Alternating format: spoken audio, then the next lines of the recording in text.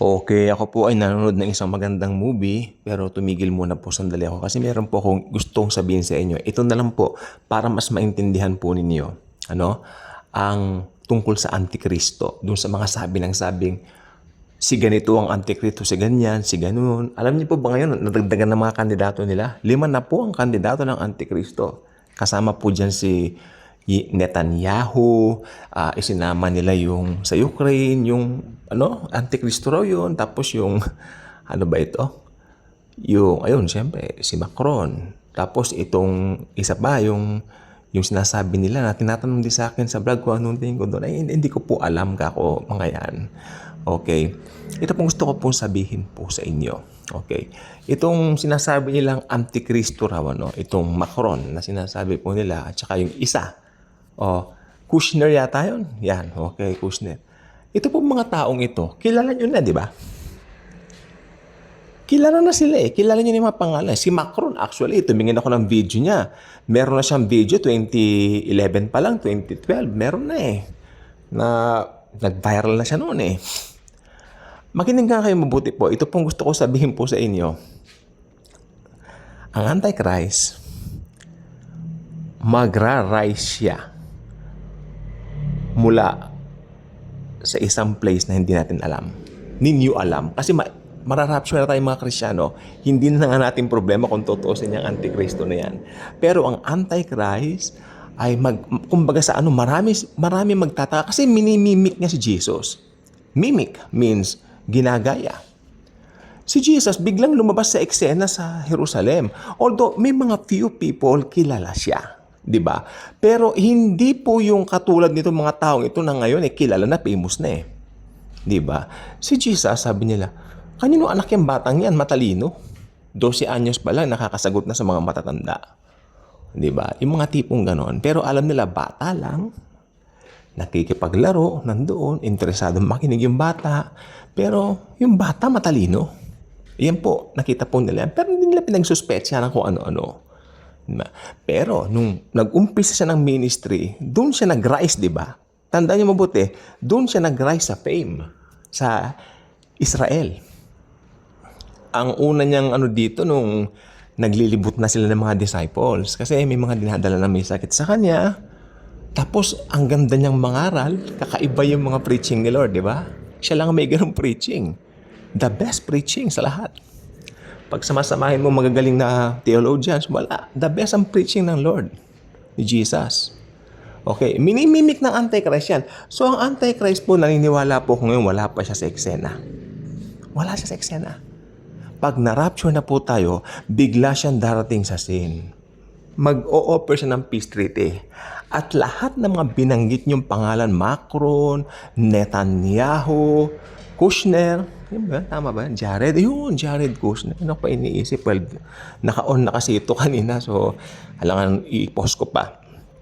Jared Kushner, yan. Yan ang top 3 nila eh. Netanyahu, Kushner, saka Macron. Tapos yung sa Ukraine, yun din naman daw. At si Charles, yung matanda, may edad na. Si King Charles po, Kristiyano yan. He loves Jesus. Tandaan niyo po yan, sinasabi ko sa inyo yan. Christian po siya. In fact, bago nagbabasa ng Biblia yung mga yan. Yung mga nasa royal family. Hindi po ganyan. Mga Kristiyano yan. Magugulat kayo na sa heaven yan.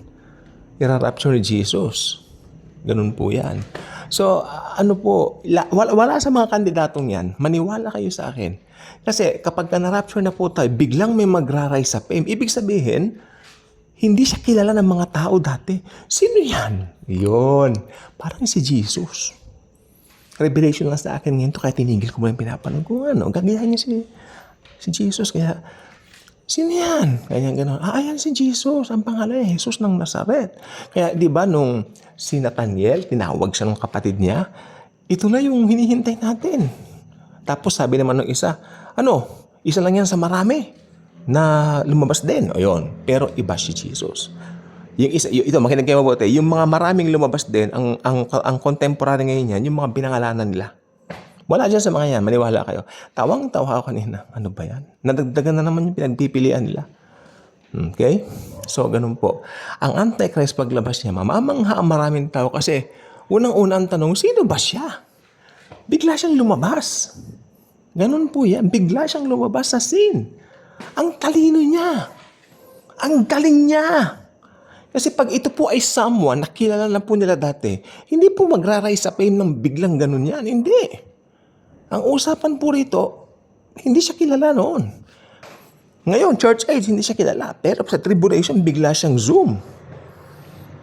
Kasi taglay niya ang kapangyarihan ni Satanas. Ayan ang sabi ng Biblia sa Thessalonica. So, itong gusto ko po sabihin sa inyo. Kung ano yung sinabi ng Bible, we stick to there. You cannot give names. No naming names na ito ang Antikristo. Hindi. Malay niyo, mga pinapangalanan yung Antikristo niya, magulat kayo, nasa langit niyan. Tumanggap kay Jesus pala. Naniwala sa finished work ni Lord. Nandun sila. E di sampal sa mukha ninyo yan. Kung ganon. Oh, di ba? Hindi nyo alam eh. Oh, yung Antichrist po, si Satan na nagpre-prepare dyan. Nandito pa po tayo mga born again, mga believers. So, hindi po yan lalabas as of now. Kaya hindi kayo pwede uy, si ganito, uy, si ganyan. No, wala pa po siya sa sin. Makinig kayo mabuti po. Wala pang nakakakilala sa kanya ngayon. Ni tuldok, wala pa po. Bigla siyang lalabas sa tribulation. Mamamangha yung mga tao. Ang galing niya. Ang talino niya. Charismatic. Okay. At ang sabi nung isang nakakita sa vision ng Antichrist, I forgot the name, pero sige po, gagawan ko po siya ng vlog. And I believe lahat ng mga sinabi niya. Kasi dati siyang Roman Catholic. Hindi siya evangelical Christian, pero ibinigay sa kanya ni Jesus Christ yung vision. I will make a vlog there, promise. Kundi bukas isang araw. Okay? Hindi ko alam po sino yun. Nakalimutan ko na eh. Ang galing ng mga ano sa kanya. Ang sabi po niya, yung nakita niyang mukha ng Antichrist, hindi niya malilimutan. Sabi niya, ang pinakagwapong lalaki sa balat ng lupa na nakita niya. Gwapo ang binanggit niya, the most handsome man. Yan din ang binabanggit ng ibang theologian. He looks very well. He looks very fine. He looks so handsome that, makinig mo mabuti, yung mga tao sa mundo, mapapasunod niya. Kasi charismatic siya bukod sa napakagwapo raw. Yan po ang sabi nung sa vision. Iyaano ko po siya sa vlog dito.